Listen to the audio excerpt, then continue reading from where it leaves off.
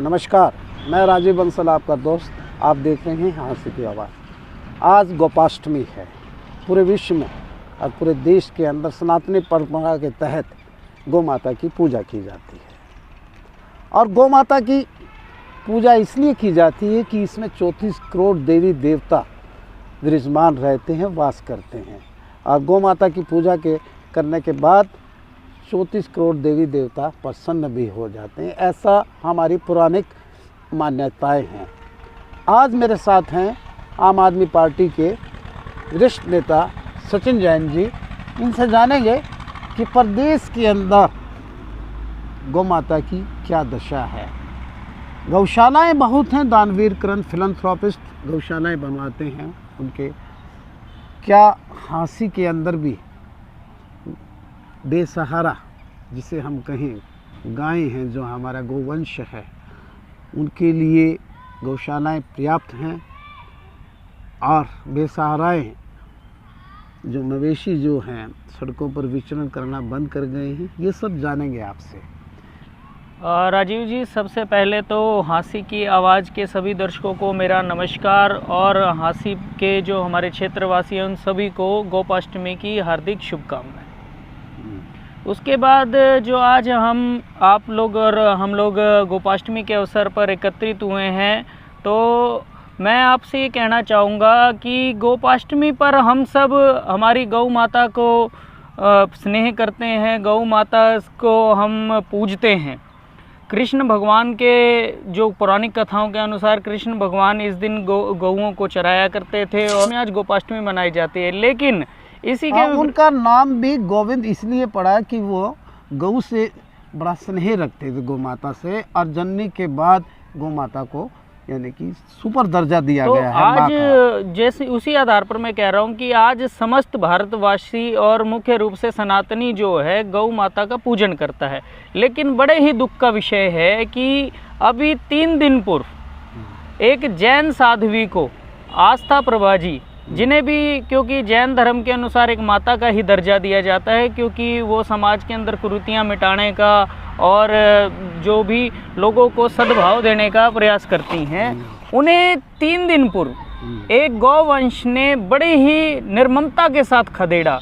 और देखिए कि आप निर्ममता से खदेड़ने का वहाँ पर ये आलम रहा कि 5 से 6 लोग, जो सीसीटीवी में हमें नज़र आ रहा है, आपके पास वो सीसीटीवी की वीडियो भी है, पूरे हाँसी भर में और मैं कहूँ पूरे हिसार भर में, ज़िले भर में वो वीडियो वायरल हुआ है कि किस प्रकार साध्वी जी को उस गौवंश ने खदेड़ा।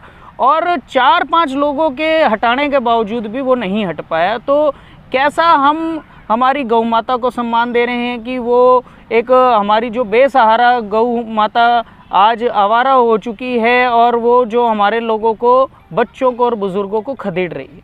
आवारा तो नहीं कहेंगे, बेसहारा हो चुकी है। और ये सड़कों पे अभयारण्य आवारा शब्द का प्रयोग इसलिए किया गया क्योंकि उन जो गौ माताओं को है, हमारे ही लोगों ने उन्हें घर से बेघर कर दिया है। और जैसा कि आप लोगों और अभी बताया, किसी बच्चे को भी अगर घर से बाहर और निर्ममतापूर्वक घूमने के लिए छोड़ दिया जाए तो वो सदगति की ओर बढ़ने की बजाय आवारा हो जाता है। हमने हमारी गौओं की कदर खो दी है, तो इसलिए उन्हें बेसहारा हमारी गौ को आवारा जिन्होंने लोगों ने बना दिया है। मैंने एक प्रश्न किया था स्थानीय विधायक से जी कि ये सड़कों पे जो विचरण कर रहे हैं, मवेशी कर रहे हैं, बेसहारा हमारी गौ माता कर रही है, इसके लिए आपने क्या वैकल्पिक प्रबंध किए हैं? उन्होंने कहा था ये गौशाला बना दी गई है मार्केट कमेटी के अंदर, लेकिन ये पर्याप्त नहीं है, बाहर से गौवें छोड़ जाते हैं।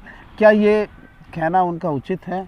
इस मामले में मैं आपको एक चीज़ कहना चाहता हूँ। पहला तो लगभग 1-1.5 साल पूर्व हमारे एसडीएम साहब ने भी कहा था कि लगभग 1 जून के करीब हम लोग हाँसी को पशु मुक्त बना देंगे और गौओं का जो है पूरा प्रबंध किया जाएगा। तो पहला तो हमें यही समझ नहीं आता कि शहर के बीचों बीच गौशाला खोलने का क्या औचित्य है। मैं आपको 2 जगहों के ऐसे उदाहरण देता हूं जहां गौशालाएं खुली हुई है और वहीं उसके आसपास गौओं की देखभाल न होने के कारण गौएं जो हैं, सांड जो हैं, वो सड़क पर विचरण करते। पहला इसका उदाहरण है जो मार्केट कमेटी की ज़मीन पर गौशाला बनाई गई। दूसरा एक गौ अभयारण्य जो है अनाज मंडी के पास बनाया हुआ है। आप दोनों जगह पर रात को जा कर के देखिएगा, वहाँ पर लगभग 50 से ऊपर गऊ आपको हर समय रात के समय विचरित करती मिलेगी, और अंदर उनके खाने के लिए मेरे ख्याल से कोई संसाधन नहीं है, क्योंकि अगर वो संसाधन अंदर खाने पीने को तो वो गऊएं सड़क पर विचरण नहीं करेगी। होते हैं, बहुत दान करते हैं गऊओं के लिए, तो खासकर चारा का और का जो गौशालाओं में है प्रबंध कर ही देते हैं। लेकिन सरकार की तरफ से कोई गऊओं के अभयारण्य के लिए या गौशालाओं के लिए कोई ग्रांट आती है क्या? जो हमारे पास पिछले आंकड़े हमारे जानकारी में है, वैसे तो सुप्रीम कोर्ट के आदेश है कि लगभग प्रत्येक गऊ के ऊपर प्रत्येक दिन के हिसाब से 20 रुपया खर्च किया जाना चाहिए। वैसे तो वो भी ना काफ़ी होता है, लेकिन फिर भी हमने देखा कि यह सरकार जो पीछे हमें आंकड़े प्राप्त हुए 40 पैसे के करीब प्रतिदिन प्रत्येक गऊ पर खर्च कर रही है। तो आप बताइए 40 पैसे में किसी गऊ का कल्याण कैसे हो सकता है। इसके साथ ही मैं आज आपसे जुड़ा हूँ, तो मैं कुछ अगर हमारे एसडीएम साहब या विधायक साहब या जिला आयुक्त अगर हमारे विचार सुन रहे हैं, मैं मानता हूँ क्योंकि आपका चैनल इतना प्रख्यात है कि आपका चैनल वो भी देख रहे होंगे, तो मैं उनको कुछ सुझाव देना चाहूँगा।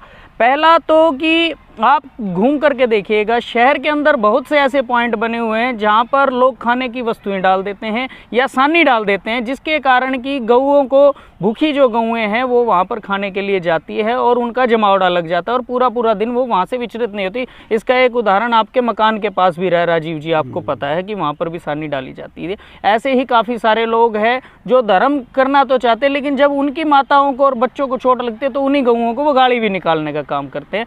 तो पहला तो मेरा एसडीएम साहब से और विधायक जी से निवेदन है कि वो शहर की रेकी कर जहाँ पर भी बेवजह सानी डाली जाती है या गऊओं के लिए बेइंतहा खाना डाल दिया जाता है उसकी व्यवस्था करें और कुछ पॉइंट बनाए जाए ताकि गऊओं को वहाँ पर खाना खिलाया जाए, या जो भी हमारे धर्म प्रेमी लोग भी है गौ माता के लिए गौशालाओं के अंदर जा कर के खाने पीने का व्यवस्था करें। दूसरा मैं कहना चाहूँगा, हमने विधानसभा के समय भी कहा था कि शहर के बाहर, शहर के अंदर नहीं, गौशालाओं को शहर के बाहर बनाया जाए और गौशाला की बजाय मैं तो उन्हें कहना चाहूँगा कि गौ सेवा केंद्र का नाम दिया जाए। उसके अंदर क्या हो कि जो सज्जन गौ माता की सेवा करना चाहते हैं वो गौ माता की सेवा करें और जो बीमार हमारी गौएँ हैं उनके उपचार की भी व्यवस्था की जाए। जो गौवंश है, नंदी है, गौ के लिए नहीं, गौवंश नंदी जिसे हम कहते हैं, जिसे देसी भाषा में हम सांड बोल देते हैं और खागड़ भी बोल देते हैं। मैं कहना चाहूँगा ये भी विचरण करते हैं और ये भी बहुत चोटिल करते हैं, दुर्घटना का कारण बनते हैं। जो दो हमने वीडियो देखी है जिनके अंदर आया, उसके अंदर आमतौर पर यही देखा गया है, जो सांड है उन्होंने ही हमारी बुजुर्ग माताओं के ऊपर और 2 दिन पूर्व साध्वी जी के ऊपर अटैक किया। तो एक बोलने में वो गौवंश की ही बात हो रही है, लेकिन वो गौवंश भी गली गली तभी दर दर भटक रहा है कि वो भूखे पेट होता है, उनका दूध निकाल करके छोड़ दिया जाता है, या सांड की तो और भी कदर नहीं की जा रही है। मिल्किंग काउ जिसे बोलते हैं वो, यानी कि दूध निकाला सड़क पर विचरण करने के लिए छोड़ दिया, इस पर बैन कौन लगाएगा? इस पर बैन लगाने की ज़रूरत ही नहीं है सर। इसके ऊपर प्रशासन को ज़रूरत है कि जिन लोगों की गायें हैं उन लोगों को कहा जाए कि वह अपनी गायें अपने पास रखे, अन्यथा उनके लिए गौ सेवा केंद्र बनाया जाए और उन गौओं की वहाँ पर सेवा की जाए। म्युनिसिपल कमेटी में टेंडर उठे, जो बेसहारा पशु हैं, स्टे कैटल्स हैं, उसको अमली जामा पहनाया गया, क्या आपको लगता है? सर अमली जामा पहनाया गया होता तो आज मैं आपको कहूँगा यहाँ तो चलिए, क्योंकि ताज़ा साध्वी जी के साथ घटना घटी और पीछे एक महिला के साथ भी घटना घटी, तो न केवल यहाँ पर पशुओं में गौ की बात हो रही है। आप देखिए गली गली, हर गली लोगों के मकान को खराब करते सुअर भी घूम रहे हैं, पागल कुत्ते भी घूम रहे हैं, बंदर आप देख लीजिए। तो ऐसा नहीं है कि पशुओं के मामले में हमारी नगर परिषद फिलहाल कुछ नहीं कर। ये थे सचिन जैन साहब, जिनका दुख अंदर से निकल के बाहर आ रहा है और एक बहुत बड़ी पार्टी से बिलोंग करते हैं। जानूंगा कि ये क्या क्या आगे ये कदम लेते हैं और इसके लेकर गौ माता हमारी सबकी माता है और जननी से भी ज़्यादा हम इसकी पूजा करते हैं और ये बेसहारा होकर विचरण ना करे और किसी दुर्घटना का कारण ना बने, हमारा मकसद इनसे बात करने का यही था। जय गौ माता। मैं मेरे रिपोर्टर एडिटर अजय सैनी के साथ इसी तरह लोगों से बातचीत करवाते रहें।